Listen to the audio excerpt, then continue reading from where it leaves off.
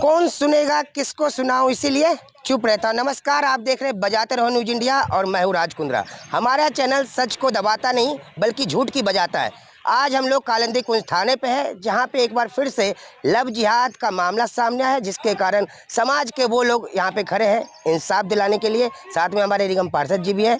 जानेंगे कि आखिर अंदर आधे घंटे की मीटिंग हुई है सचिव साहब से, क्या क्या बातें हुई, आश्वासन मिला या कोई मीठी चाय मिली इनको। बहुत बहुत स्वागत है सर हमारे बजाते रहो चैनल में। क्या बातें हुई, अंदर क्या लगा?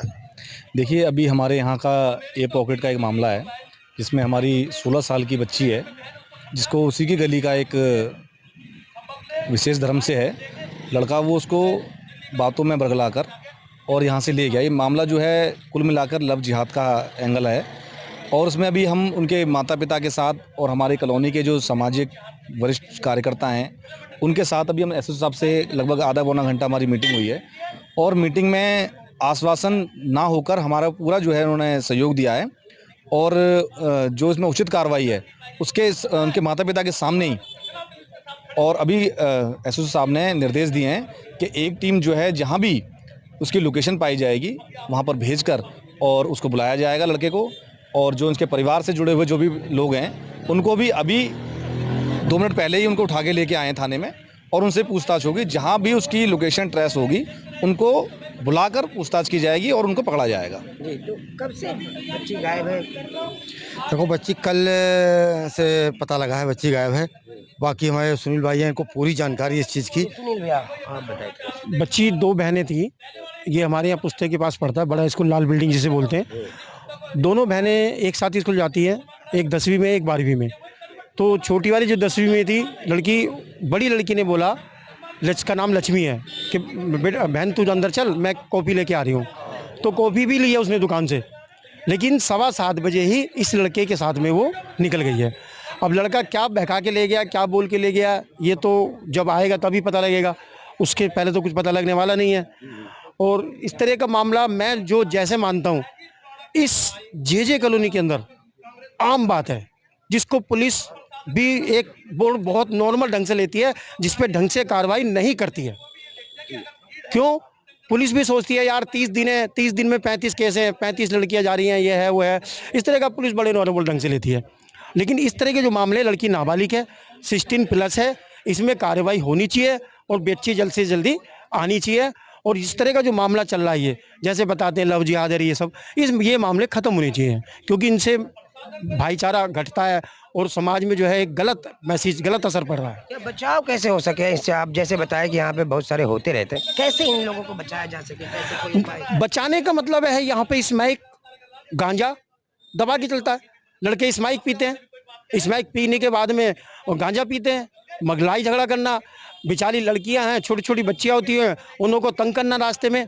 मैंने खुद एसएचओ साहब से आपके 2 महीने पहले ये कहा था कि मैंने कहा साहब, जब बच्चों की 4:30-12 बजे छुट्टी होती है, उस समय आप हर स्कूल के अंदर 2 पुलिस वाले भेजिए। लेकिन उन्होंने नहीं भेजे। एक भी स्कूल ऐसा नहीं है जिस पे पुलिस वाले गए हों। मैंने खुद कहा था, उनका जो सारा सिस्टम देखते हैं जितेंद्र जी हैं, जितेंद्र जी को नोट करवाया एसएचओ साहब ने, लेकिन उन्होंने किसी स्कूल पे भी नहीं भेजा। हम भी लगातार देख रहे हैं कि मनचले स्कूल का हम भी कर रहे हैं दौरा, कि जब स्कूल का समय छुट्टी का होता है तो मनचले बहुत हैं। क्या मन चले नहीं, वहाँ बहुत ज़्यादा, एक बाइक पे 3-3 लड़के होते हैं, 4-4 लड़के होते हैं, लड़कियों को छेड़ते हैं, लड़कियों को परेशान करते हैं। लड़कियां बेचारी बच के निकलती हैं।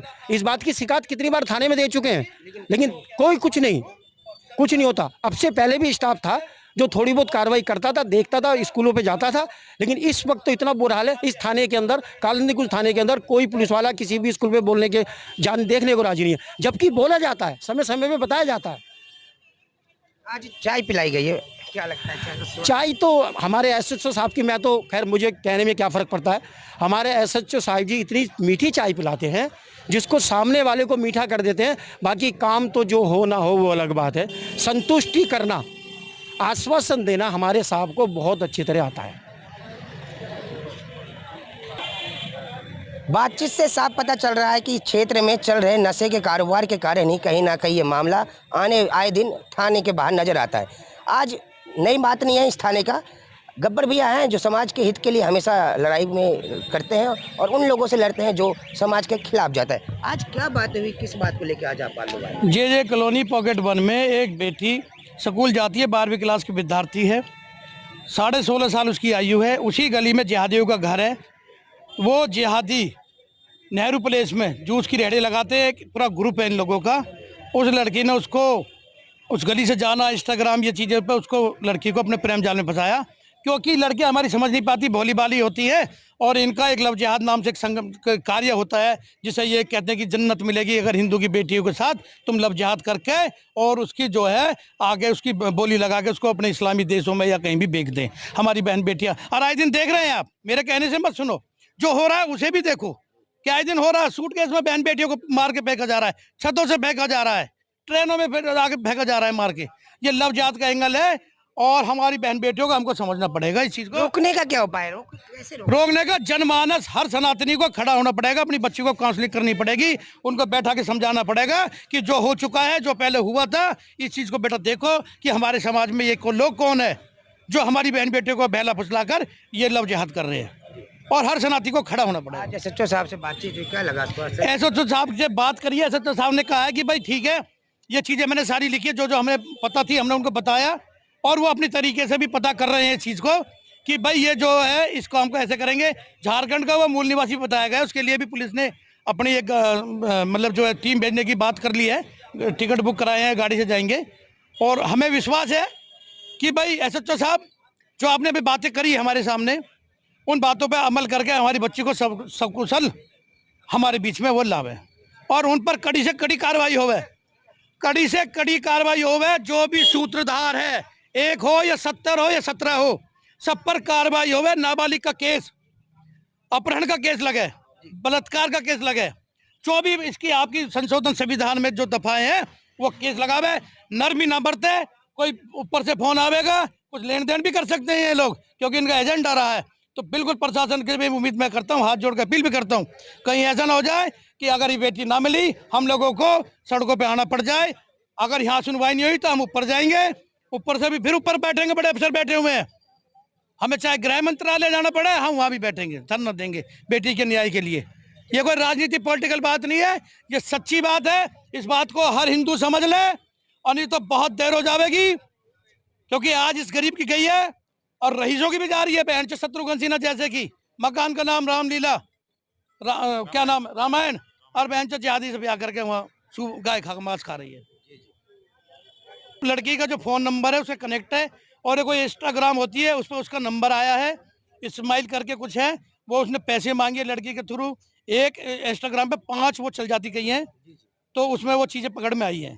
क्या कितने साल की लड़की थी? 16.5 साल की आयु है बच्ची की। कितने लोग लेके? इसमें 3 आदमियों का नाम आ रहा है। अब ये तो क्या होगा, काम सारे मिलजुल के कर रहे हैं, 3 को तो नाम ही दे रहे हैं, बाकी तो और लोग बहुत है। भाई साहब, जिसका मकान है, हाँ। उन लड़कों का वो रिश्तेदार है, वो उन तीनों लड़कों से काम करवाता है, ठीक है जी। और उसी के मकान में वो रहते थे, और उन्होंने पहले ही जो है चैलेंज करा है कि लड़की सुंदर है, पढ़ी लिखी है, इसको अपने घर जो है हम ले जाएंगे और इसके साथ इसको अपने घर में रखेंगे। मतलब रखने का क्या मतलब बनता है। और दूसरी बात, मैं एक मैसेज देना चाहता हूँ अपने मदनपुर खादर वार्ड 185 को, कि जितने भी यहाँ पे मुस्लिम डॉक्टर बैठे हैं, जितने भी यहाँ नाई बैठे हुए हैं, ये सारा सबका काम है लफ्ज़ जिहाद करने का। ये हमारी हिंदू लड़कियों को, बहन बेटियों को तांत्रिक के जरिए ये मतलब मंत्र फूकते हैं। और जूस की दुकान भी उसी में है, रेहड़ी पटरी वाले भी उसी में है। ये क्या करते हैं, बहन बेटियों को छेड़ते हैं और उसके बाद में उसको लफ्ज़ जिहाद में फंसाते हैं और लेके भाग जाते हैं। कैसे रोका जाए इसको? इसको कैसे रोका जाए, इसके लिए हम लोगों को आना पड़ेगा, सरकार को हमारा साथ देना पड़ेगा, हमें रोड पे आना पड़ेगा, और इस पे हम मिलके हम सबको काम करना पड़ेगा। अगर कोई सोचेगा कि हम ऊंचे हैं, हम नीचे हैं, तो उस पे काम नहीं बनेगा। इस पे तो सबको सामने फ्रंट पे आना पड़ेगा। कैसे रोकेंगे सर? आए दिन होते रहता है, बहन बेटियों को देखा जाए तो इस मामले काफी हम लोग हाईलाइट करते हैं। हाईलाइटेड भाई साहब, एक दिन के मामले जो हैं कम से कम नहीं तो 500 हैं पूरे दिल्ली के। हम लोग आए दिन कहीं ना कहीं किसी न किसी प्रशासन से यही उम्मीद लगा के बैठे रहते हैं कि ये अब ना हो, अब ना हो। लेकिन हर दूसरे दिन, तीसरे दिन कभी शाहीन बाग, कभी अपना जे कॉलोनी, कभी बदरपुर, लक्कड़पुर, प्रहलादपुर, कहीं ना कहीं ऐसे मामले आते रहते हैं। आज हमें 4-5 दिन हो गए, ये 5वां छठा केस है ऐसा, जिसकी कहते हैं ना लफ्ज़ जिहाद। बहन बेटियों को इन लोगों ने एकदम मानसिकता एकदम वही बना रखी है कि बहन बेटियों को फंसाना है। और जैसे आपने सुना ही अभी लखनऊ में आपने देखा जिंगूर बाबा का, उसी मकसद से हर एरिए में ये काम हो रहे हैं। बाकी संदेश यही है कि भैया इसमें जो है बच्चों के जो है पेरेंट्स और आसपास के जो हमारे साथ लोग हैं, बुद्धिजीवी लोग हैं, इसमें बच्चों की काउंसलिंग करें, एनजीओ को बुलावें, उन्हें समझावें कि भाई ऐसे ऐसे जहाज चल रहा है, युद्ध चल रहा है आपके खिलाफ, उस पर जरा प्रकाश गिर के उन बच्चों को समझाने का काम करें।